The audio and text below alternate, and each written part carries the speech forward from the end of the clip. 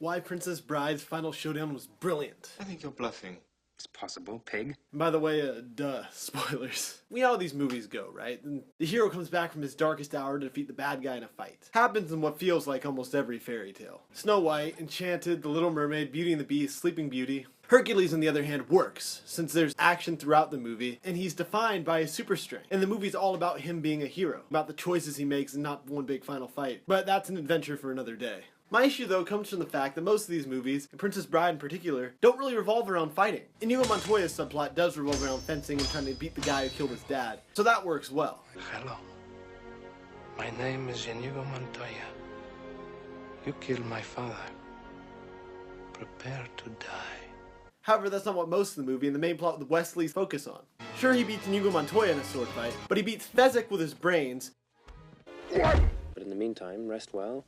Dream of large women. And Vicini by being a trickster. To think, all that time it was Shortcut that was poisoned. They were both poisoned. I spent the last few years building up an immunity to iocane powder. The whole time he's in the fire swamp, he isn't trying to brute force his way through it, he's trying to figure it out. And finally he beats the RUSs by pushing them into the fire burst that he figured out how to predict from the popping sounds. Then you know he's captured and taken out of commission for a while, making Buttercup think he's gone. However, Fezzik and Inigo Montoya find him and bring him back from being mostly dead. And when he wakes up, they have him be the one to come up with the plan. I mean, if we only had a wheelbarrow, that would be something. Where do we put that wheelbarrow of the albino head? Over the albino, I think.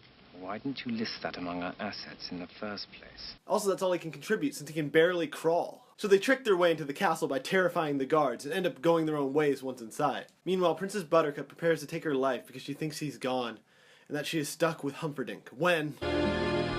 There's a shortage of perfect breasts in this world. It would be a pity to damage yours. Wesley! Gently! Then Humperdinck comes in for the final confrontation, the thing the whole movie has been leading up to. But Wesley can't even walk, so he has to bluff his way to victory. He has to out-talk him, outwit him, and play on the fact that he's a coward and knows he would lose in a fight. To the pain means the first thing you lose will be your feet below the ankles, next to your nose.